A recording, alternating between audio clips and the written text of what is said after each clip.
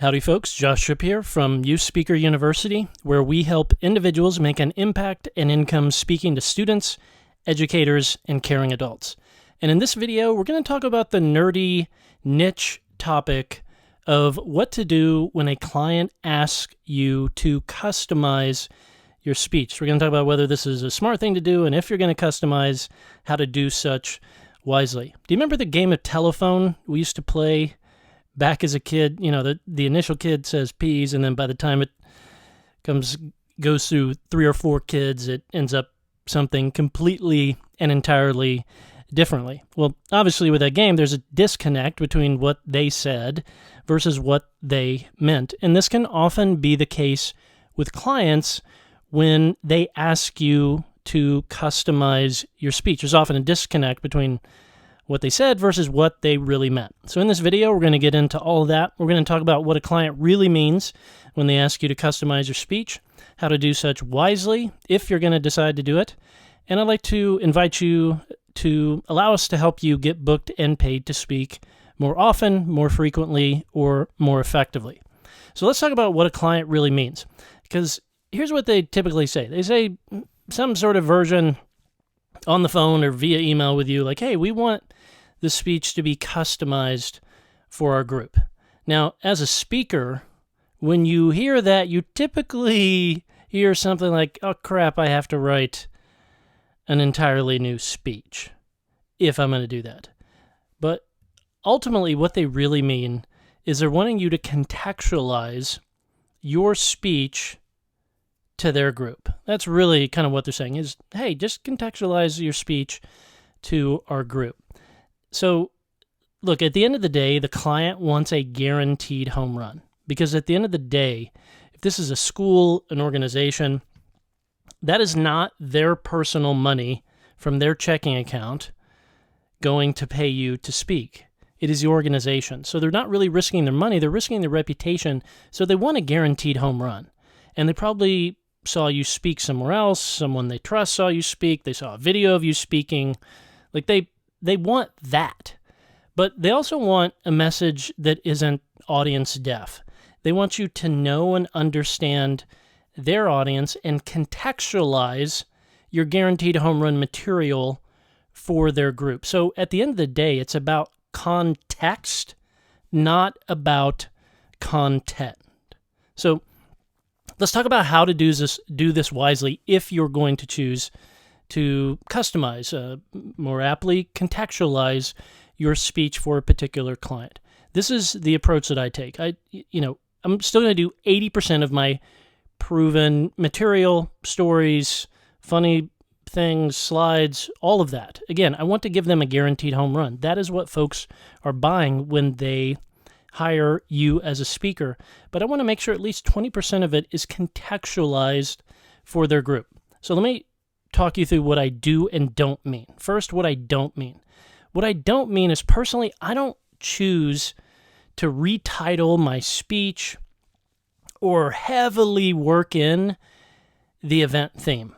I find when I've done this or see other speakers do it, at best it comes off clunky, or if not, it comes off awkward or pandering. Like, you're just sort of going through doing your thing. It's like, it's really great to be here at the North Carolina Keeping It Real for Kids event. It seems pretty clunky, pretty pandering, pretty weird. So I choose not to do that because I find that it breaks up my momentum. It would be like if you're used to, like if you wrote a song and you were a songwriter, you went out and performed it, but the group asked you to change a third of your lyrics. It would without question break the momentum and thus the glory of that song. But what I do is contextualize it to their people and the roles that they play. So I want to know specifically, hey, tell me the 4 or 5 titles of folks that are in the audience.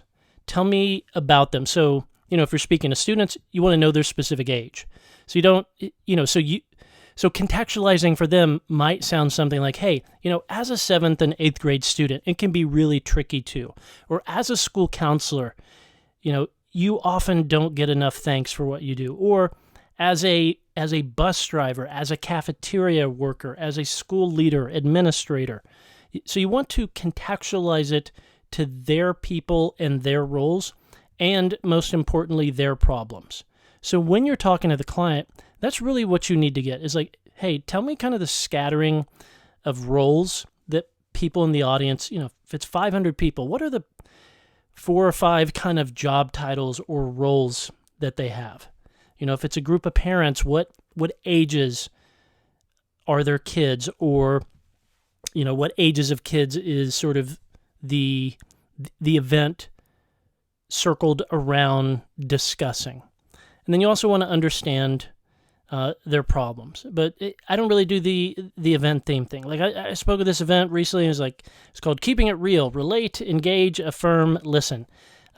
If I tried to weave that in, it would just get clunky. Now, I want to make sure that my message reaffirms their theme and what they're going after, not contradicts or distracts from it. So if at the Keeping It Real event, the A means affirm, if some part of my message for some odd reason was like, you should never affirm kids, but maybe I had some actually interesting and smart reason not to do such, I would probably not share that, or I'd put a different spin on it just because I don't want to contradict or distract from their theme or message, but I don't specifically try to weave in the theme. So to sort of summarize this, essentially what you're looking for when you're contextualizing your speech for a event and for a client is you're giving them your best material contextualized for their people and their problems, the problems that they are facing, and understanding exactly who it is in the audience and what that must feel like, what that must be like.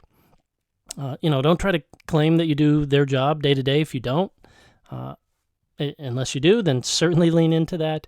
But still try to empathize, understand, and at least just speak some of those problems, opportunities, and challenges out loud specifically. That is a way in which you can both bring your best material, but also contextualize it to their people and their problems. I'd like to invite you to let us help you grow your impact as a speaker. If you're a YSU student, just a reminder, twice per month we have a monthly coaching and feedback session. Just log into your YSU account right here, click on the button that says coaching, and you'll see when our next live coaching session is. We do these twice per month for you to get customized feedback and guidance on your speech, your one sheet, your demo video, your website, your lead generation strategy, or your next level of growth as a speaker. And if you're not already a YSU student, honestly, it's a no-brainer. YSU is all about helping you launch and grow your speaking business using our proven step-by-step methodology. We have dozens of hours of step-by-step training videos, plus access to the twice per month live coaching and feedback sessions. Plus, we've priced YSU to be quite affordable in the sense that the enrollment is essentially what you would get paid eventually for one paid speech in the youth and education industry. So if you're not a YSU student and you want to check it out, just go to uspeakeru.com/schedule. And that concludes this video where we talk about how to customize your speech for a client wisely.